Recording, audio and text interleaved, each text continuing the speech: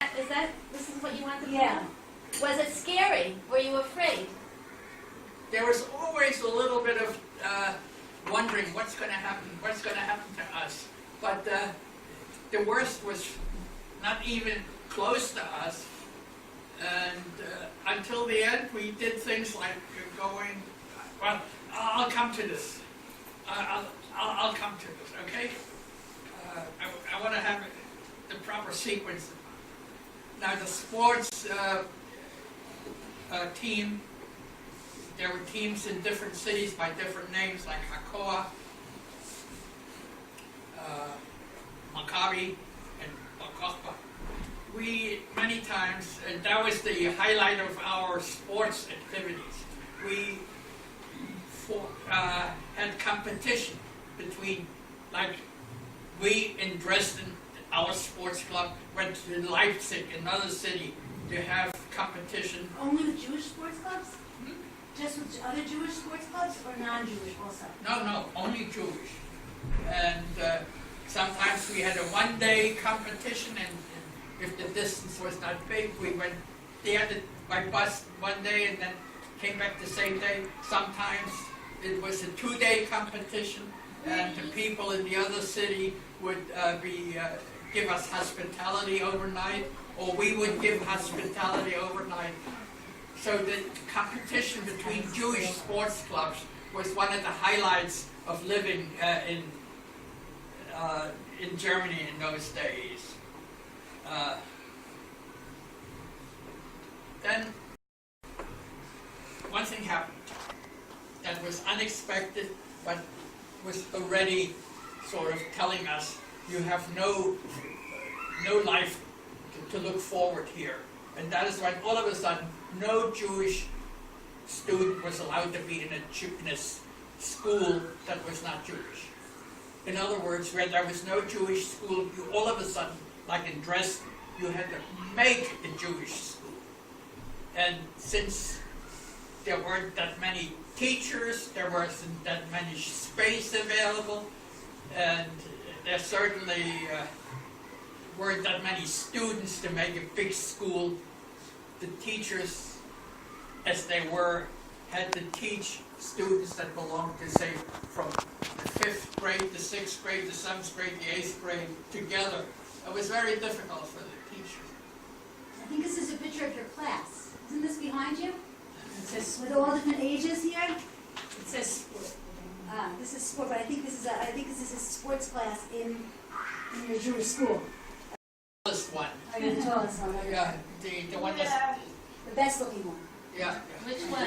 Which one? But you can tell that there are students from different ages, all in one class. The one right here. This one, is this the It was just a not school of much. Jewish That kids. school specialized in teaching English and Ivrit, because the expectation was that most people will not be in the class very long, but will end up somewhere where in a country where you speak English, or in Palestine. So much, or if not most, of what was taught in the school was language. Hebrew, that's Ivrit, and English. And I think we're not going to have much time, so you're chased out. Your family gets chased out. one thing you notice when you were a student at the Jewish school, every day or every other day, one of the students didn't show up. And why? Because apparently the parents left the country. People realize there's no future here. It's going to get bad and worse. So families left that could leave. Some of them went to France, some of them went to the east, to Czechoslovakia. And all of a sudden, as I said, you realize there are people leaving. And I was one of my sister and I and our family, all of a sudden were among those that left. One day we didn't show up. Now, why didn't we show up? Now I got to go into something that may be a little bit beyond you, but your parents can always look it up on the internet. Some historical background. what happened, I should say, we were not German citizens. My father had come from Russia. He had been a soldier in the First World War and decided after the war to stay in Germany, and he kept his Russian passport. He didn't give up his Russian passport, but he stayed in Germany. So we were, for all practical purposes, a Russian family, even though I never learned how to speak Russian. But in Germany we were considered a Russian family. Now the Russians under Stalin, if you remember who Stalin, you don't remember that, a very nasty person, a Russian, decided to do something that the Germans didn't like, politics. So the Germans decided, we're going to show him, we're going to kick all Russian citizens out of Germany. Russia's over here, okay? Here we have Germany. Over here is Dresden. Where's Berlin? Over. Where's Berlin? North. Here's Berlin. Up here, that's the capital. That's where Mr. Kleinerman was born, and his parents lived. And here's Dresden. Okay. And Russia's over here. On the other side of Poland. Yeah, the other side of Poland. And we were Russians. It had nothing to do with being Jewish. We were told you have to leave Germany. They gave us 10 days to leave Germany. And the only place we could go to was the closest place, which was Czechoslovakia. And the Czechoslovakians at the border didn't let us come in. So we were in a pickle, as they say.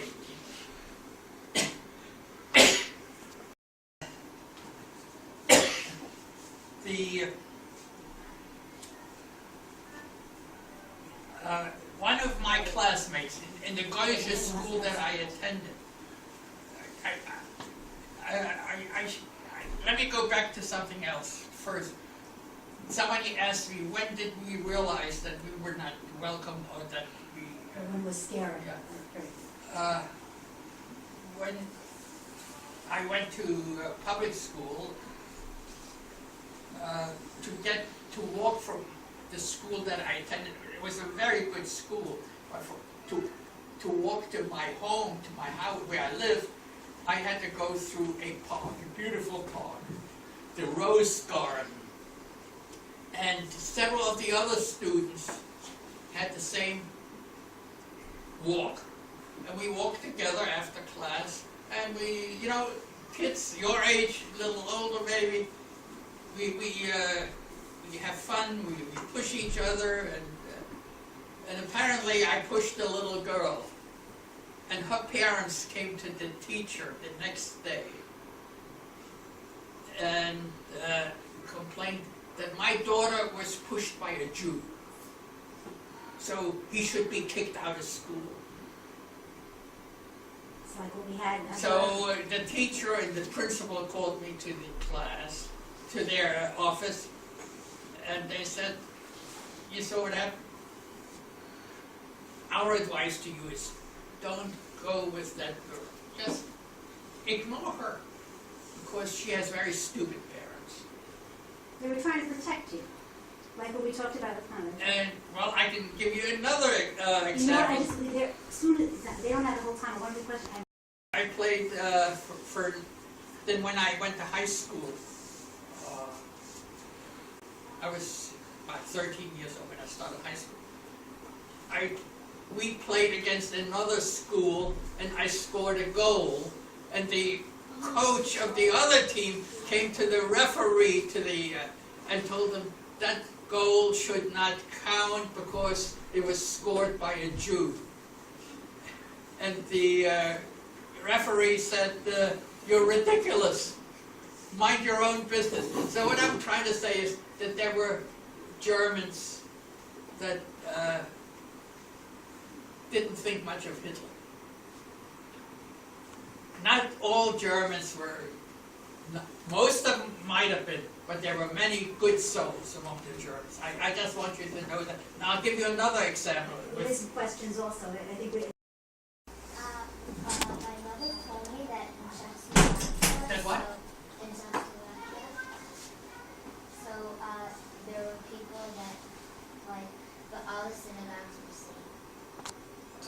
Czechoslovakia, the synagogues were saved. Because There were some good people, yes. Because the Germans wanted to keep it for themselves, and then after As the like war. as a museum. Yeah, so say Yeah, this was a culture. we have it, Mrs. Kleinerman can tell you that in Dresden, when the big temple burned, one of the firemen went up on top of while Picture it of them burned doing it. to You take got the it. Magen David that was on top and saved it to give to Jews, the Jewish community after Hitler. He stored So it. there were, Okay. Michelle? okay, let me, Shemesh just wants to I ask. have a question about that.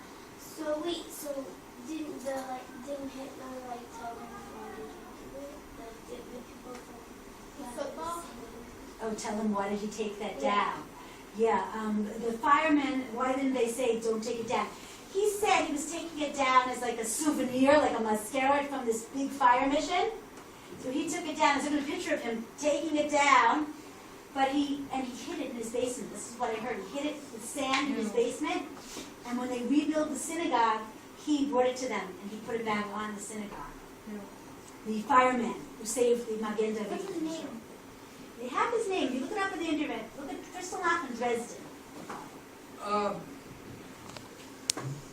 One of my classmates, in all the years I went to public school, was the son of the highest ranking police officer in Germany, the police commissioner of the city of Dresden. He was in my class, another student. And when he had a birthday party, I was invited to come to his house for the birthday party. Something that was not done in Germany. You did not invite Jews to your own house. So obviously the police commissioner was not a very true Nazi. He had other thoughts. So when we were, as I said before, at the border, we could not get into Czechoslovakia, my mother had the idea, let me call the police commissioner, and maybe he can help us. And she did, and he...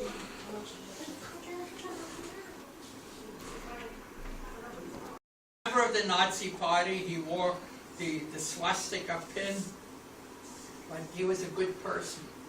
When we were trying to get to Czechoslovakia, he had deposited money for us, so when we were there, that we would have some money, because we couldn't take any money out. And then when eventually we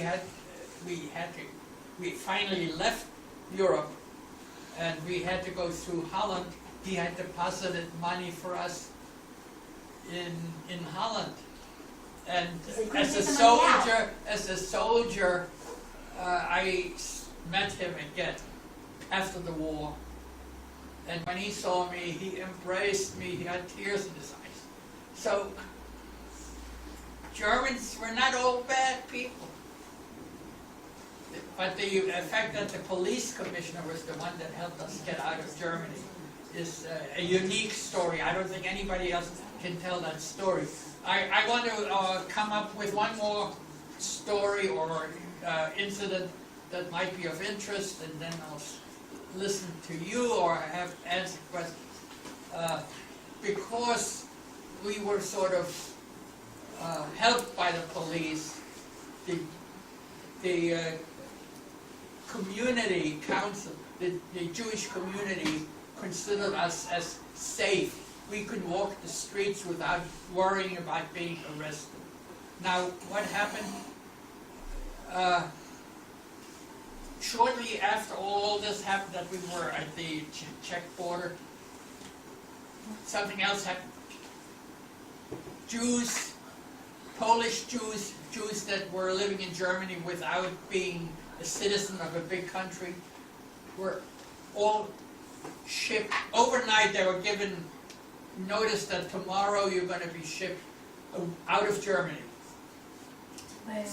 Thousands of Jews, literally thousands of Jews, the next morning were put on trains and were shipped to the Polish border.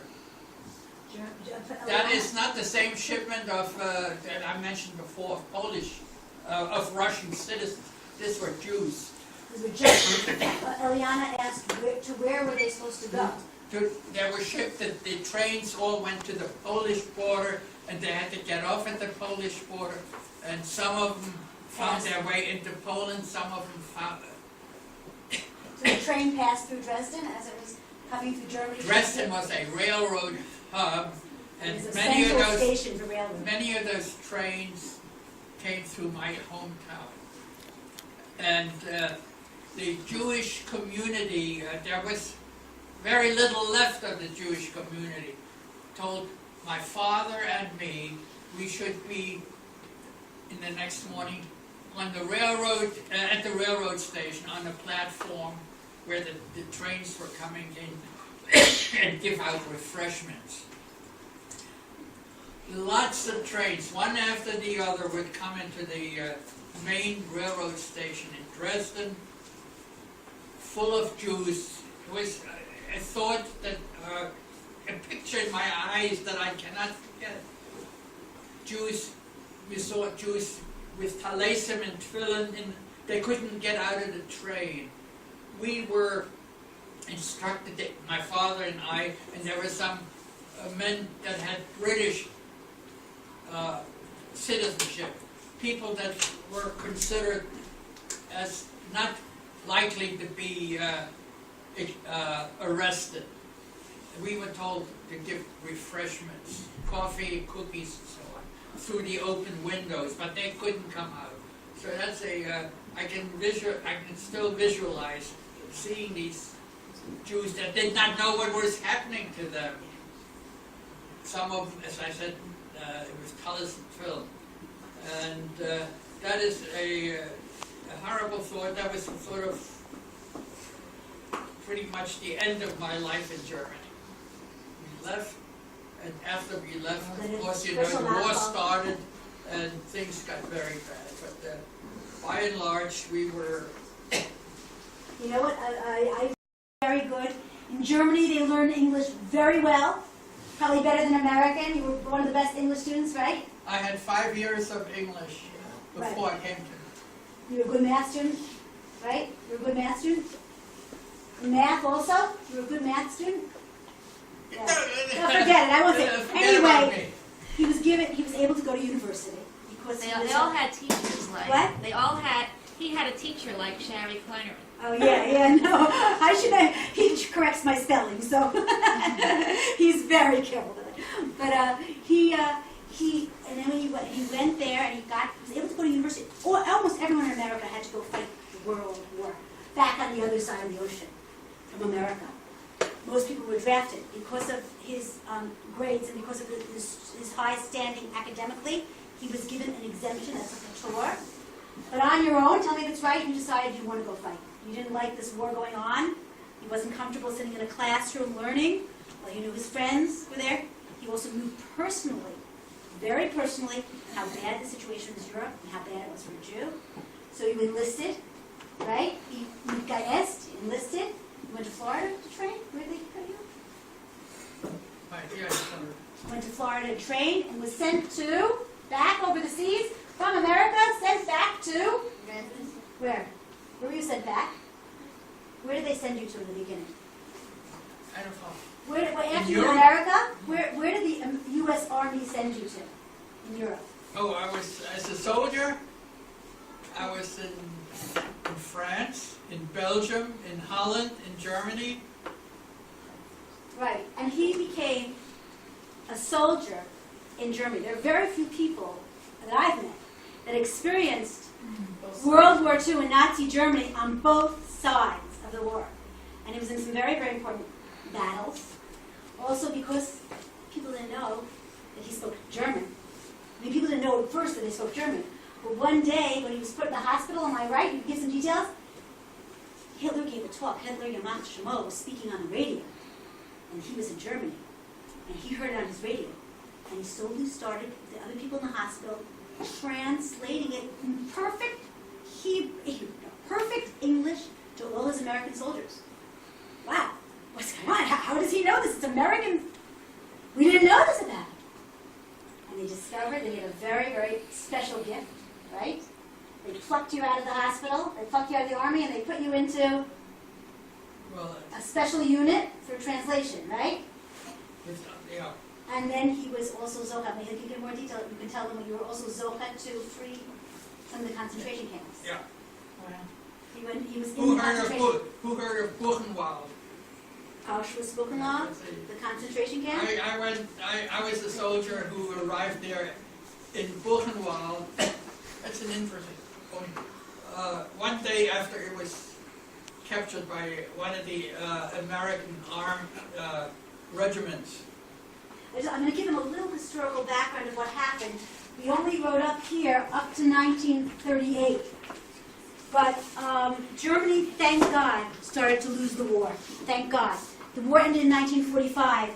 But by 1944, we could say they were pretty much losing, right? And thank God, the Americans were able to liberate the Shachrer concentration camps. I think the English, the Shachrer concentration camps, which ones? Most of the concentration camps were located in Poland, right? Yeah, but there were some. Buchenwald was inside Germany. Buchenwald was in Germany. And they went in, and they came into the concentration camps and saw Jewish prisoners in terrible states. Maybe you've seen some pictures of what the prisoners look like. Very thin. And you went in, and they came in as they were winning the war and conquering and taking over with the kibush, conquering of these areas. They took over and went into these concentration camps and saw things that were absolutely shocking. Well, what happened when American soldiers, good-natured American soldiers, who never saw dead bodies before, or people that were skeletons that were starving, they took whatever they had, chocolate and gave it to them. And these people that had got no food or hardly any food for many months and so on, were sick people. They couldn't eat. They were not. Food killed them. I don't know whether you can understand that people that, when you don't eat for a long time, your stomach shrinks small. So when you then all of a sudden give them food, it's not good. And many people died the first day that the American soldiers were in Buchenwald. The rate of death, people more died than any before. So the army, the American army, gave an order that nobody should give any kind of food to any of the survivors. In your house that you were allowed to be there, did you need to wear the flag? The yellow star, the Jewish star. Well, that was not until after I left. They didn't. By the time I left, they had not introduced the Yellowstone. This water here. Okay, Tali? My dad, so he works in Yad Vashem. You know, I'm hard of hearing. Her father works in Yad Vashem, so he has a lot of familiarity. He works in Yad Vashem. What does he do there? He's what? It's a tour guide. A tour guide, Yad Vashem. Okay, Ada? My sister, so she was in Poland for a year, and Just speak a little bit louder. Speak as loud as you can. we were, for summer, we went to Czechoslovakia with our family, and there was a museum that talked about it, and before the yellow star, they had yellow hats. Yellow hats? Oh, really? They had You went to Theresienstadt? Did you visit? That's the museum. The museum is at Dresden. That's in the Brooklyn. Right. They wore yellow hats. Interesting. Okay, Eliana? If you weren't allowed to give them food, like after they came out, and the ones who survived, what would they do if they couldn't eat? How do they get relief? Little at a time. What she's saying is that the people, if you weren't allowed to give them food because they've died, what were they able to give them that they could eat? Well, the army. Okay, but the army established a hospital immediately And all of a sudden, doctors took over. And doctors with nurses were all, the army had their own doctors and nurses. They know exactly how to proceed. You give them a little of this to start with and a little of that, not just big candy bars. They were professionals who knew what to do with people. All of a sudden, those were doctors that immediately knew. So they weren't like allowed to eat like junk food. You had to eat like No junk food. vegetables. They probably I had don't a know what they serve, but they, Like if you're having trauma, in any hospital, when you have somebody that's in that condition, the medical people know how to treat. if you're having an operation, they first give you soft food like Jello, drinks, and then they give you food that's heavier that you can do. Yeah, at the beginning, like for a few days. I need your name, Karen. Karen. My great grandfather also. Loud. My Like, great grandfather also. I have hard hearing. All right, so you'll. I'll say it again, okay? My great grandfather also saved people. Your great-grandfather saved people. Where's your great-grandfather from? England. Great-grandfather from England also saved people. Jewish? Yeah, Saved- Jewish. Yes, He wants to ask a question. Yes. By the way, as long as there were children here, as long as there are people whose grandparents were in the army, I should point out something about the difference between the British and the American. The American, there was a big question. Should American Jewish soldiers be shown that they're Jewish because they know the Germans hated the Jews? So there was, we had what they call identification, which had an H, a letter H, hey, Hebrew. That was the American army said, we're not going to hide the fact that those are Jewish soldiers. The British, on the other hand, did not indicate at all that any of their soldiers are Jewish.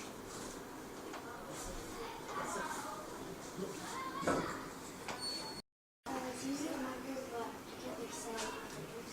Right here. What did you say?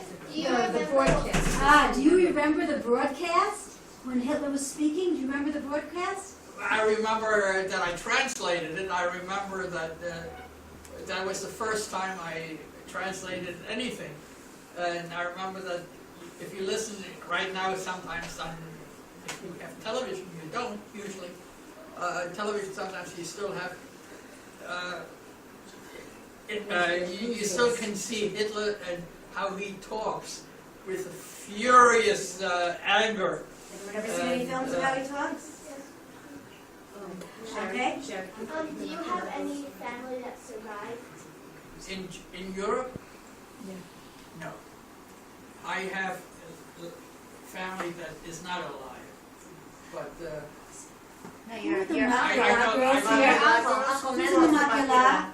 Your class, do you know how many people survived? Hannah, daughter Hannah said that only 3. in her class. Do you remember how many survived, or no? No. Okay. Any? Ariella? My great-grandfather and my grandfather, they died as they were Nazis. Your grandfather? And your great-grandfather and my great-grandfather, they died as they were Because they were blonde. That's interesting, Dad. You had that happen. She's saying her grandfather and great-grandfather, because they were blonde, they thought they were Nazis. You had a story like that. When they were going, after they finally got to go, they went to Holland and they got delayed here at the train station, and they took my father-in-law off because he was blonde. You can't see it. They thought I was somebody that's trying to escape Germany and not serve in the Hitler youth program. He was trying to escape the army, and they took him off. Blonde with blue eyes. My grandmother, so when she was young, it was a class, so her and her sister, they took them away from their parents, and they took them to the Tagazin, and my grandmother, she was smart, and she understood that it wasn't really a shower, so they managed to escape, and they got to England, and their parents, they didn't come yet, they didn't know what was happening, and at the end, they also managed to come to England, and then they found each other and they escaped. Wow. she's talking about when she has a relative who, did you hear? A relative escaped even in a concentration camp. Her grandmother, and ended up going to England and met another person. Also, my the grandmother told me about her that Yes. she was also blonde and she wanted to get to like Israel and well, and he told her you can't come on because you like blonde here. You're not Jewish. They thought she wasn't But Jewish. she was. They're saying her grandmother who was hidden. That's the one who was hidden? Yeah. After the war, she went to go to Israel, but because she was so blonde, they thought she wasn't Jewish. She had like long hair. Okay, we'll take one more. What should we take about let's take two more questions and then They want to hear an interesting story about someone who survived because he didn't take the candy. It's a friend of my husband's. Oh, really? It's 2 minutes, so if you want me to tell it. Because, I'll tell it real fast. Uh-huh. In my husband's old shul, Say it loud. okay, yeah, in my husband's old shul where he grew up, there was a man that sat behind him, and he wore a tallis that was like a baby tallis, like you see the kids wear maybe when they go up to say Anim Zmiros, you know, the little tallis. And he was an old man, and my husband one day, he always wanted to ask him why he wore that tallis. One day he got the nerve to ask him. So this was the story I told him. I'll tell you the kid's story.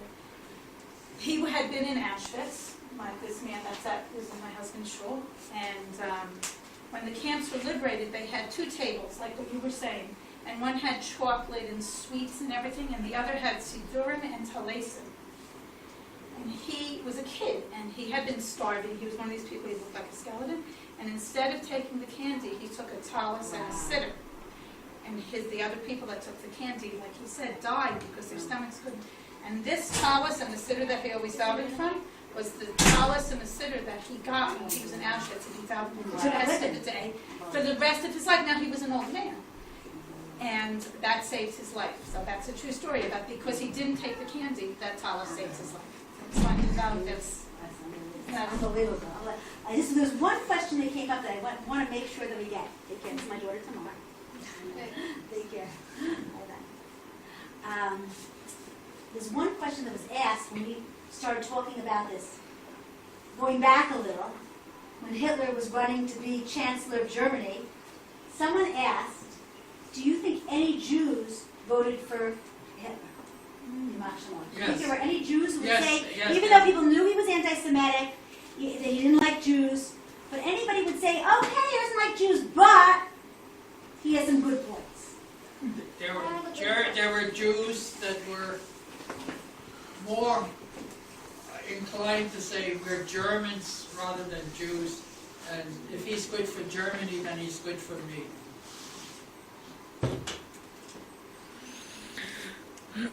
Sorry, okay.